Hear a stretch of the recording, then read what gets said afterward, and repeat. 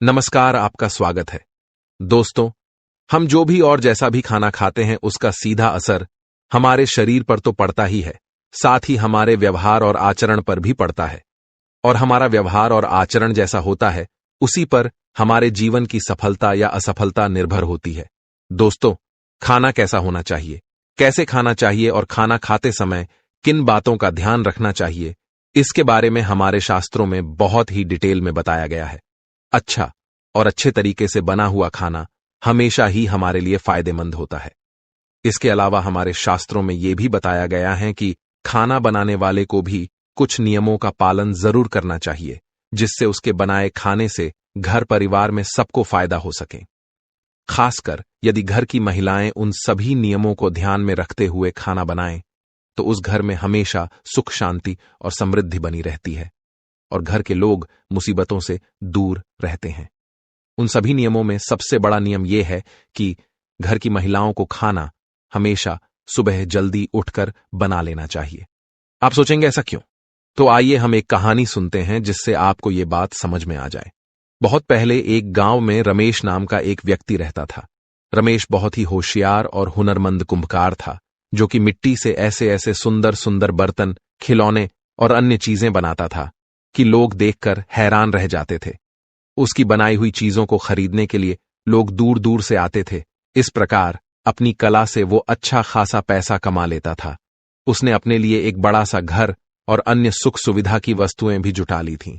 लेकिन दुर्भाग्य से अपने माता पिता की मृत्यु के बाद रमेश अपने बड़े से घर में अकेले ही जीवन यापन करता था। उसकी बुआ से उसका ये अकेलापन देखा नहीं गया और उन्होंने अपने रिश्ते की एक सुंदर सी लड़की शांति से उसकी शादी करा दी। शांति सुंदर तो थी, लेकिन बहुत ही आलसी थी। किसी भी काम में उसका मन नहीं लगता था। उसे नींद बहुत प्यारी थी, जबकि रमेश को भोर में उठकर नित्य कर्म निपटाकर अपना काम शुरू करने की आदत थी। शांति सुबह देर से उठती थी और थोड़े बहुत काम किए नहीं कि फिर से सो जाती थी। आलस की मारी वो शाम तक सोई ही रहती थी और फिर जैसे तैसे आलस करते हुए ही खाना बनाती थी। घर में ना तो पहले की तरह साफ सफाई थी और ना ही रमेश को समय पर अच्छा खाना मिलता था। घर में कोई बड़ा भी नहीं था जो शांति को डांटता समझाता। शादी के कुछ महीनों तक तो रमेश ने सब बर्दाश्त कर लिया, लेकिन अब उसे लगने लगा था कि इससे तो वो कुंवारा ही ठीक था। कम से कम समय पर काम पर चला जाता था, घर में सफाई रखता था और अपने हाथों से समय पर खाना बनाकर खा भी लेता था। यहां तो दोपहर होने तक खाना बनने का नाम ही नहीं होता था। अब उसे शांति के व्यवहार और आदतों से चिढ़ होने लगी थी, लेकिन जैसे तैसे निभाना तो था ही, सो चुपचाप निभा रहा था। शांति को उसने प्यार से, डांट से, हर तरीके से समझाने की कोशिश की, लेकिन शांति थी कि सुधरने का नाम ही नहीं लेती थी। धीरे धीरे रमेश के बर्दाश्त की सीमा खत्म हो रही थी और वो गुस्से में रहने लगा था। समय पर खाना न मिलने पर उसे अक्सर काम पर जाने में देरी हो जाती थी। कई बार तो वो भूखा ही चला जाता था। फिर दिन भर भूख के कारण वो चिड़चिड़ाता रहता था। इन सभी बातों का बुरा असर उसके काम पर पड़ रहा था। उससे पहले की तरह काम नहीं हो रहा था। आमदनी कम होते होते इतनी कम हो गई कि उसका मुश्किल से गुजारा हो रहा था। पैसों की कमी के चलते अब शांति और रमेश के रोज झगड़े होते थे, जिससे दोनों ही परेशान हो गए थे। रमेश की बुआ को किसी ने इस बात की खबर दी तो वो अपने भतीजे गृहस्थी को देखने आई। रमेश के घर की हालत देखकर ही बुआ की अनुभवी आंखों ने सब भांप लिया। बुआ के सामने रमेश और शांति बहुत शर्मिंदा हो गए, क्योंकि पैसों की कमी से वे उनकी ढंग से आवभगत भी नहीं कर पा रहे थे।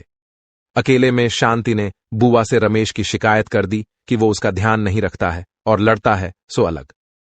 बुआ ने शांति की बात को ध्यान से सुना, हालांकि वो जानती थी कि गलती किसकी है।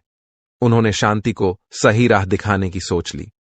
दूसरे दिन बुआ ने आराम से सो रही शांति को भोर में ही जगाया और उसे घर की साफ सफाई करने के लिए कहा। बुआ की डांट के डर से शांति बेमन से उठी और काम पर लग गई। बुआ ने भी शांति की मदद की, जिससे घर चमचमा उठा। अब बुआ ने शांति को जल्दी से नहा धोकर तैयार होने के लिए कहा। शांति उनकी इस बात को भी मना नहीं कर पाई और जल्दी से नहाकर आ गई। अब बुआ ने उसे भोग बनाकर भगवान की पूजा करने के लिए कहा। शांति ने ऐसा ही किया। चमचमाते हुए घर में भोग और धूप दीप की सुगंध फैल गई तो अपने आप ही घर का वातावरण प्रसन्न हो गया। पूजा करने के बाद अब शांति को भी बहुत अच्छा लग रहा था। उसका सारा आलस पल भर में ही छू मंत्र हो गया और वो प्रसन्न मन से जल्दी से खाना बनाने की तैयारी में जुट गई। रमेश के जागने से पहले ही उसने घर में जो था उसी से अच्छा सा खाना बना लिया। नित्य समय पर रमेश उठा तो घर की रौनक देखकर बहुत खुश हो गया। उसने भी जल्दी जल्दी नहाया और भगवान की पूजा की। रसोई से आ रही खाने की महक से उसकी सोई भूख जाग गई और जब शांति चेहरे पर मुस्कुराहट लिए उसके सामने खाने की थाली ली आई तो वो शांति के बदले हुए व्यवहार से हैरान रह गया। उसने बुआ की तरफ देखा तो वो भी मुस्कुरा दी। रमेश सब समझ गया। उसने बहुत तसल्ली से खाना खाया और शांति को बड़े ही प्यार से देखा। रमेश की नजरों में अपने लिए प्यार देखकर शांति को भी सब समझ में आ गया। उस दिन शादी के बाद पहली बार रमेश भरे पेट घर से निकला था। अच्छे खाने के असर से दिन भर उसका मन काम में लगा रहा, जिससे उस दिन उसकी अच्छी कमाई हुई और शाम को वो खुशी से घर लौटा। शांति को अब अपनी गलती का एहसास हो गया था।